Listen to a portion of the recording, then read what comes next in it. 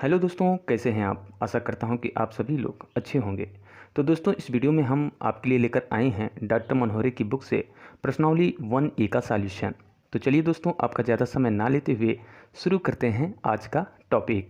दोस्तों, पिछले वीडियो में हमने प्रश्नावली 1A का 1 से लेकर 13 तक के प्रश्नों का हल बताया था। दोस्तों, आज हम बात करेंगे प्रश्न नंबर 14 का, जिसमें आपका पूछा जा रहा है कि धन पूर्णांक के किन गुणधर्मों के अंतर्गत निम्नलिखित कथन सत्य हैं। जिसमें आपका पहला क्वेश्चन दिया गया है कि 3 गुणे ब्रैकेट में 8+7 इक्वल टू ब्रैकेट में 3 गुणे 8 प्लस 3 गुणे 7। तो दोस्तों, इसमें ये पूछा जा रहा है कि ये जो है किन गुणधर्मों के अंतर्गत ये कथन सत्य है। तो जैसे आप देख सकते हैं यहाँ पे आपका प्रश्न नंबर ये, इसमें लिखा गया है 3 गुणे 8 प्लस 7 इक्वल टू 3 गुणे 8 ब्रैकेट क्लोज्ड प्लस 3 गुणे 7। तो दोस्तों, हम आपको बता दें कि ये जो है योग गुणा के वितरण नियम से सत्य है, क्योंकि योग गुणा के वितरण नियम के अनुसार यदि मान लीजिए 3 संख्याएं दी गई हों, जैसे ए, बी और सी, ठीक है दोस्तों, तो ये जो है अगर हम दूसरी संख्या का तीसरी संख्या से गुणा करें और जोड़ें इसको और पहली संख्या से इसमें गुणा करें तो ये वैल्यू बराबर होती है। जैसे देखिए ए गुणे, यहाँ पे हम इसको कर लेते हैं बी प्लस सी इक्वल होता है ये ए गुणे बी प्लस ए गुणे सी के। तो देखिए दोस्तों, ये आपका कहलाता है योग गुणा का वितरण नियम। इसके अनुसार यदि 3 संख्याएं दी गई हों तो पहली संख्या अगर दोनों संख्याओं के योग पर दूसरी और तीसरी संख्या का योग अगर पहली संख्या से गुणा करता है तो वो वैल्यू पहली संख्या गुणे दूसरी संख्या प्लस पहली संख्या गुणे तीसरी संख्या के बराबर होता है। ठीक है, तो देखते हैं ये जो समीकरण दिया गया है क्या ये हमारा इससे संतुष्ट करता है। तो आप देख सकते हैं दोस्तों, यहाँ पे हम मान लेते हैं कि ये बराबर 3 और p बराबर 8 और c इक्वल टू 7 मान लेते हैं। तो देखिए ये इस तरह से हो जाएगा 3 गुणे 8 प्लस 7 इक्वल टू 3 गुणे 8 प्लस 3 गुणे 7। तो आप देख सकते हैं ये इस समीकरण को संतुष्ट कर रहा है। अतः हम कह सकते हैं कि अतः हम यह कह सकते हैं दोस्तों, कह सकते हैं कि यह योग गुणा के वितरण नियम से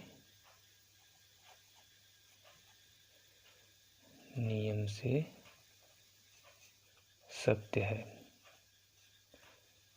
यही हमारा दोस्तों आंसर हो जाएगा। बात करते हैं बी नंबर क्वेश्चन की। तो बी नंबर में भी यही पूछा जा रहा है कि 3 + 5 + 9 इक्वल टू 3 + 5 और +9, ये किस जो है गुणधर्म के अंतर्गत ये सत्य है।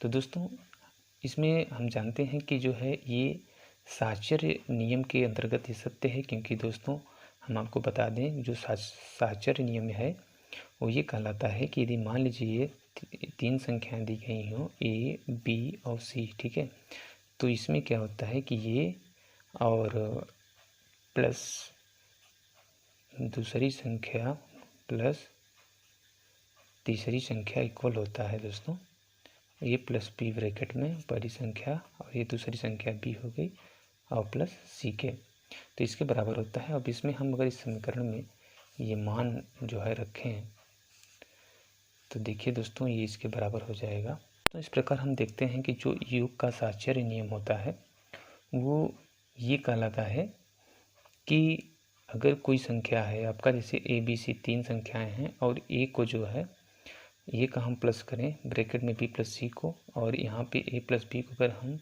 प्लस सी को ऐड करें तो ये संख्याएं जो है एक दूसरे के बराबर होती हैं।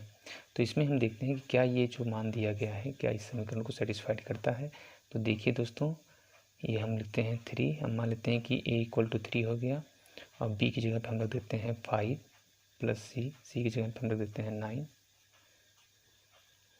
इक्वल कर देते हैं। तो दोस्तों यहाँ पर भी देखिए 3 प्लस 5 और प्लस 9। तो अतः यहाँ पे हम कह सकते हैं दोस्तों, अतः हम कह सकते हैं कि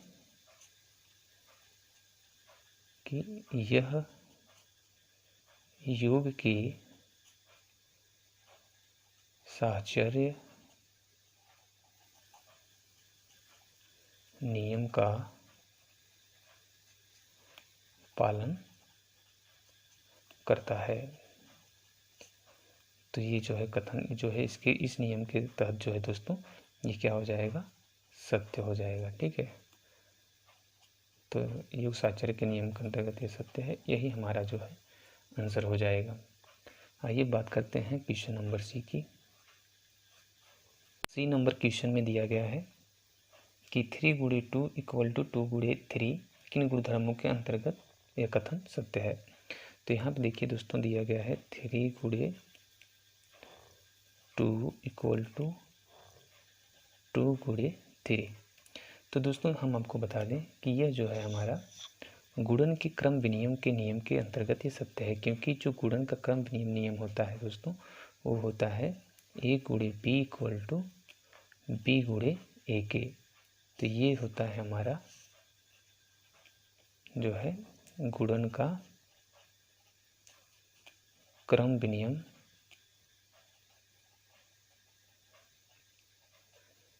नियम। दोस्तों इसका नियम होता है कि यदि दो संख्याएं दी गई हो, मान लो एक हो, एक ए हो दूसरा बी हो, तो इनका मल्टीप्लाई अर्थात इनका गुणन और दूसरी संख्या गुणे पहली संख्या के गुणन के बराबर होता है। आप देख भी सकते हैं कि अगर हम 3 दूनी 6 करें और यहाँ पे 2 3 6 करें तो दोनों 6 6 इक्वल हैं। तो इसलिए हम यहाँ पे कह सकते हैं दोस्तों कि यह जो है गुणन क्रम विनिमय